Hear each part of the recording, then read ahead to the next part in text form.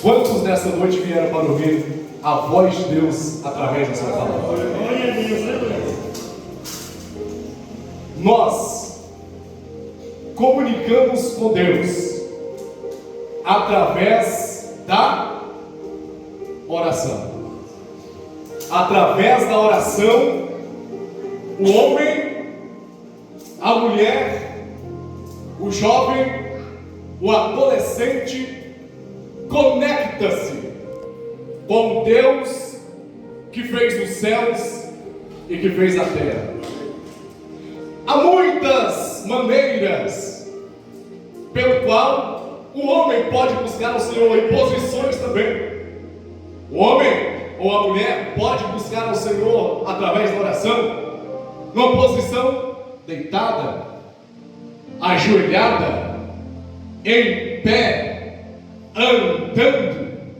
Não importa a posição a qual a pessoa está, importa é a sua alma estar verdadeiramente dobrada e rendida ao Deus que criou os céus e que criou a terra. Devemos conectar, não importa a posição. Se você está deitado, você está orando. Se você está de joelho, você também pode estar orando. Se você está andando, você está orando. Se você está dirigindo o seu automóvel, você também pode estar orando. É importante, em todos os momentos, em todas as horas, nós estarmos conectados com o nosso Senhor e Salvador Jesus Cristo. E hoje nós vamos, nesta noite, aprender as razões pelo qual ou pelas quais o apóstolo Paulo estava orando para os irmãos que residiam na cidade de Éfeso. Conhecemos a narrativa bíblica deste homem chamado Paulo. A Bíblia nos relata que este homem antes era um perseguidor da igreja de nosso Senhor e Salvador Jesus Cristo. Por onde este homem passava, não importava se fossem homem ou mulher, ele pegava estes homens e essas mulheres, batiam, chicoteavam e levavam para ser presos. Pela narrativa bíblica, Atos dos Apóstolos, capítulo 9, nós vamos encontrar Deus, o próprio Jesus, tendo um encontro com este homem.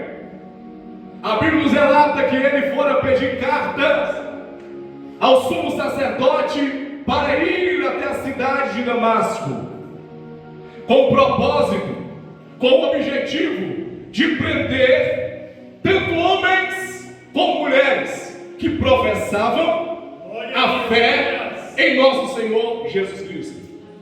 Mas este homem chamado Saulo, ele não sabia que aquele dia o próprio Jesus iria se revelar para ele. Ele não sabia que aquele dia era o dia do encontro dele com a própria pessoa de nosso Senhor e Salvador Jesus Cristo. Ele, com alguns dos seus companheiros, vai a caminho de Damasco, de forma sagaz, de forma astuta. Mas a Bíblia nos relata que, quando eles estavam próximo da cidade de Damasco, uma luz fortíssima raiou. Ele não aguenta o fulgor daquela luz, então ele cai por terra. Ele então ouve uma voz dizer da seguinte maneira: Saulo, Saulo, por que tu me persegues? Ele, sem entender patavina, sem entender nada, ele diz: Senhor, quem és tu? E Jesus se revela para ele dizendo: eu sou Jesus, a quem persegues. Ele perde a visão, é conduzido pelos seus amigos até a casa de um homem chamado Judas, na cidade de Damasco.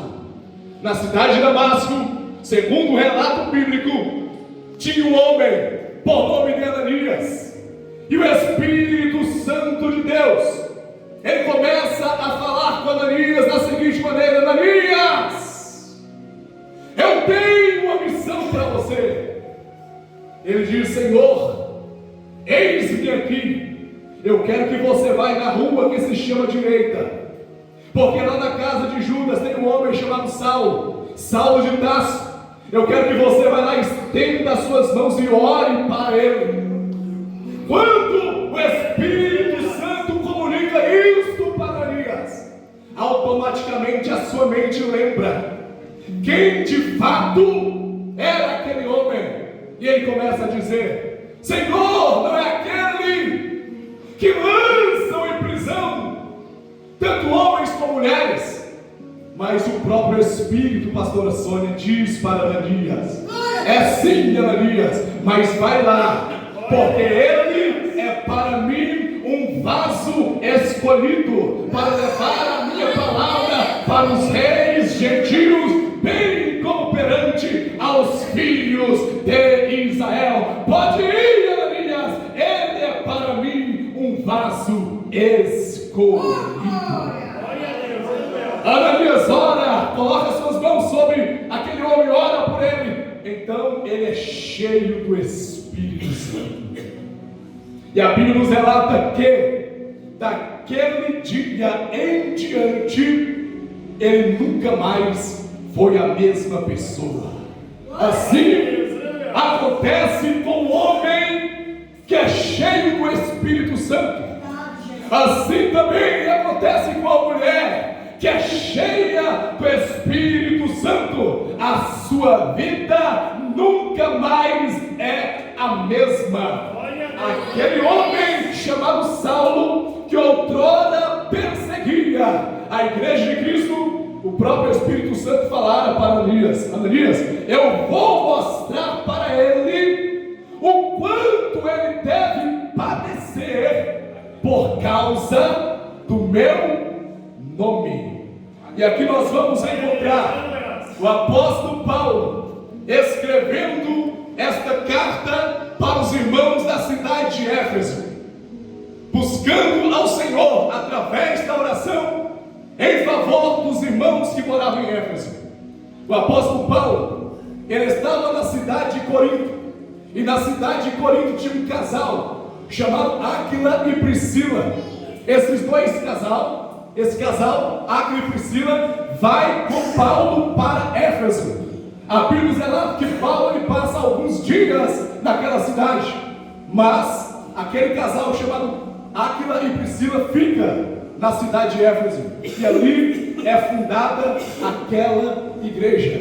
E aquela igreja começa a crescer, aquela igreja começa a desenvolver, e Paulo ele vai para outros lados, para outras cidades, com o propósito de proclamar a palavra de nosso Senhor e Salvador Jesus Cristo.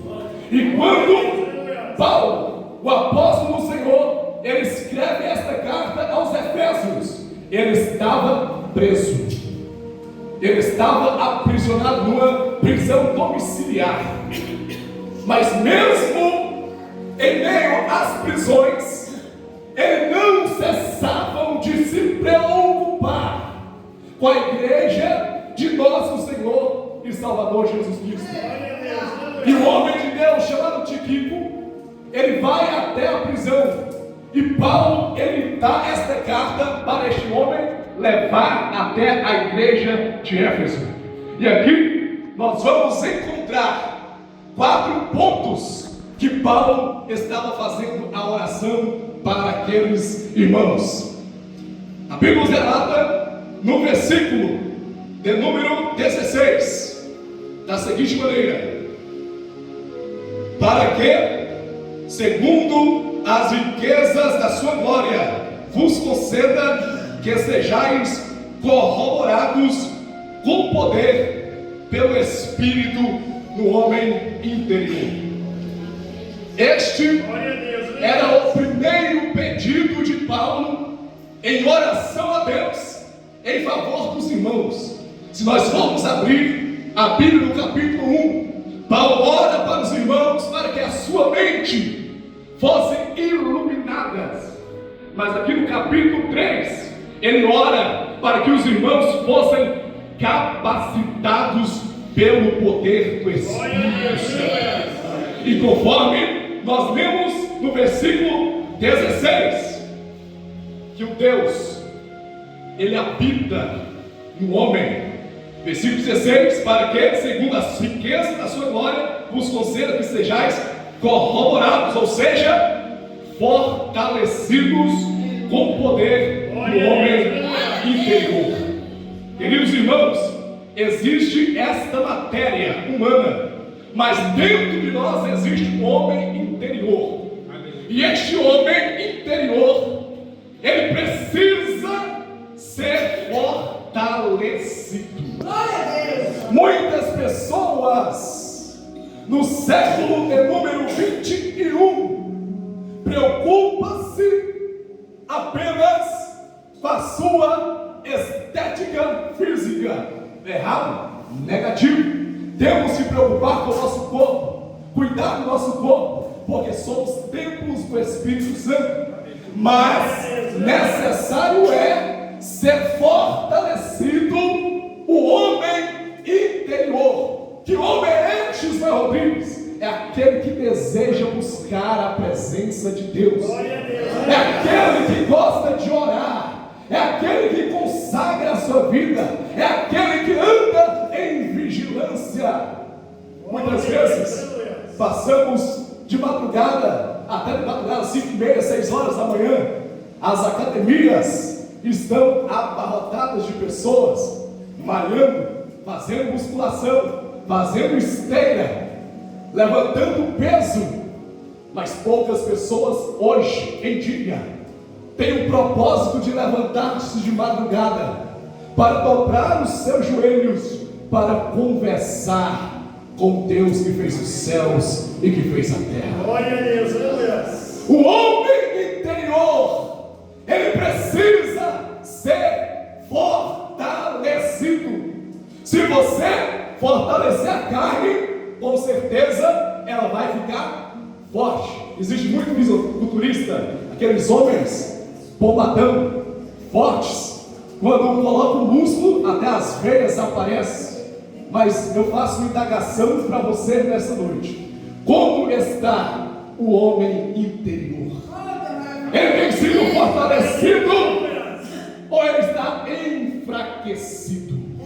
Ele tem sido animado para buscar a presença do Senhor, ou ele está andando rastejando, sem força e sem vigor? Mas se nesta noite este homem interior estiver fraco, através da poderosa palavra de Deus, Deus irá vitalizar a sua vida, energizar a sua vida, e você vai sair daqui nesta noite dizendo: eu vou orar mais, eu vou jejuar mais, eu vou consagrar a minha vida mais, eu vou dedicar a minha vida mais ao Senhor. Porque, irmãos, é uma coisa muito maravilhosa em saber que o infinito Deus habita em um ser finito, em um ser tão limitado, um Deus que é tão poderoso, um Deus que criou os céus e a terra, segundo Gênesis capítulo 1, versículo 1 e 2. Ele habita no nosso coração. E por isso nós devemos a cada dia dedicar a nossa vida a Ele. Esta foi a primeira oração, para que os irmãos da cidade de Éfeso fossem corroborados, ou seja, fortalecidos com o poder do homem interior. A segunda oração que Paulo fizera, versículo 17, diz assim: para que Cristo habite pela fé no vosso coração, a fim de que, estando arraigados e fundados em amor. Ou seja, que os irmãos tinham o privilégio de ter os seus corações como habitação coração de Cristo. Cristo habitando no coração daquela igreja. Cristo habita no seu coração? Sim ou não? Jesus mora no seu coração? O Espírito Santo mora no seu coração? Esta é a oração que Paulo está fazendo para os irmãos. A Bíblia nos relata em João capítulo 14, no seu versículo de número 23, da seguinte maneira: Jesus respondeu e disse-lhe: se alguém me ama, guardará a minha palavra, e meu Pai o amará, e viremos para ele e faremos nele morada. Ou seja, o Espírito do Senhor, ele mora, ele reside dentro dos nossos corações. O Espírito Santo, o Espírito de Cristo, o Espírito de Deus, ele não é um visitante. Há diferença entre habitar e visitar.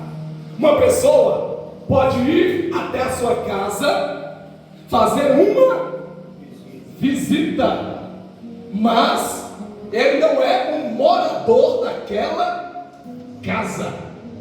O Espírito de Cristo, o Espírito de Deus, o Espírito Santo, ele veio dos céus, não para visitar as nossas vidas, mas para habitar nos nossos corações.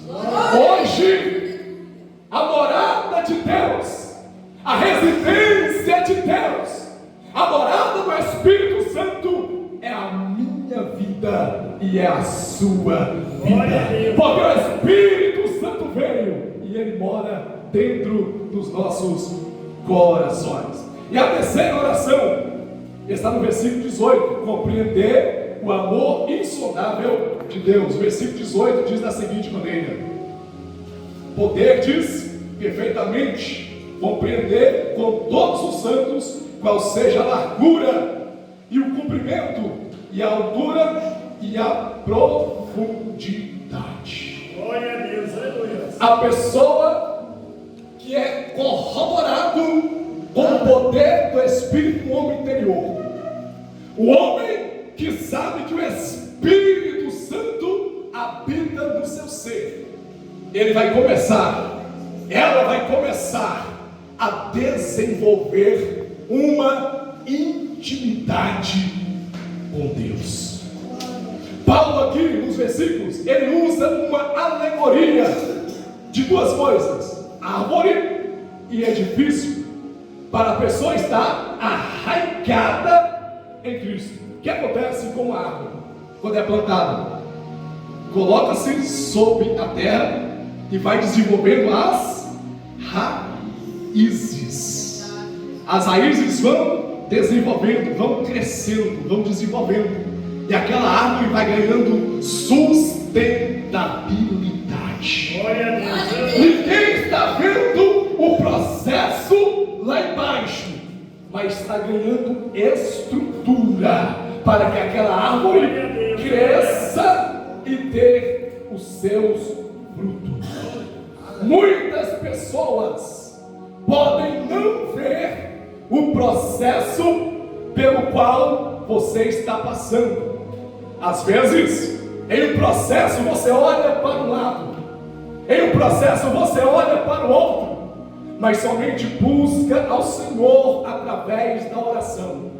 Mas eu quero dizer para você nessa noite: pode ser que ninguém esteja vendo você, pode ser que o seu pai não está olhando para você, que a sua mãe não está olhando para você, que os irmãos não estão te contemplando, mas eu quero dizer para você nessa noite: existe um Deus nos céus, que os seus olhos são como chamas de fogo que percorrem toda a terra. Ele está olhando para a sua vida, e o que você está passando agora é um processo. Esta árvore vai desenvolver as suas raízes para baixo, esta árvore vai crescer e dar os seus frutos na estação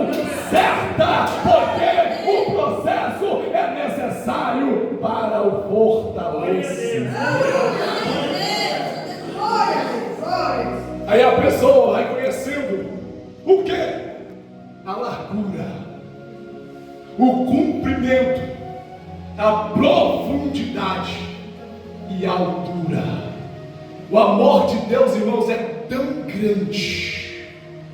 O amor de Deus é tão imensurável, pastor Alexandre, que existe até um hino na harpa cristã que é cantado: grande amor. Amor de Deus enche a terra e enche os céus. Grande amor, amor que abrange a todo mundo e atinge a mim. À medida que o homem se dispõe para buscar ao Senhor, ele vai conhecendo mais o Deus que serve. O profeta já dizia: achegai-vos a mim, diz o Senhor, e eu achegarei a vós outros. À medida que nós nos levantemos, nos coloquemos de pé, tomamos um posicionamento e dizemos: Senhor, eu não serei mais o mesmo. Eu quero conhecer a largura, o comprimento, a altura, a profundidade deste amor do Senhor. Quando o homem faz assim, quando a mulher faz assim, Deus vai se revelando a este homem e a esta mulher. E a quarta oração que Paulo estava fazendo para os irmãos de Éfeso era o enchimento da plenitude que vem de Deus. Versículo 19 diz assim: e conhecer o amor de Cristo que excede todo o entendimento, para que sejais cheios de toda a plenitude de Deus. Queridos irmãos, Deus, Ele quer, obrigado irmão, Deus, Ele quer você, eu, nós. Deus, Ele não nos quer vazios. Deus, Ele não nos quer pela metade. Deus, Ele não nos quer apenas cheios. Deus, Ele quer ver a minha vida e a sua vida transportando do seu Espírito, cheios do Espírito, transbordando do Espírito. Essa é a vontade de Deus. Paulo, escrevendo aos irmãos nessa mesma carta, aos Efésios capítulo 5, versículo 18, está escrito da seguinte maneira: e não vos embriagueis com vinho, em que há contenda ou dissolução, mas enchei-vos do Espírito Santo. Muitas pessoas criticam o alcoólatra, uma pessoa que está embriagada, que está caída aí fora. Mas o apóstolo Paulo, neste versículo, está dizendo que tanto é errado, tanto é pecado uma pessoa embriagar-se com vinho em que há contenda, em que há dissolução, e também é errado não ser cheio do Espírito Santo. Tanto um como o outro. O embriagado caído está errado, e uma pessoa que está servindo a Deus e que não está cheia do Espírito Santo também está vivendo no erro. Aí você pode falar da seguinte maneira: mas Ismael Rodrigues, eu há 10, 20, 30 anos eu fui cheio lá, eu gostava de buscar a presença de Deus há 10, 20, 30 anos. Lá eu sentia a presença de Deus, lá eu falava em outras línguas, lá eu tinha sede de buscar a presença do Senhor, eu gostava de estudar a Bíblia. E hoje, o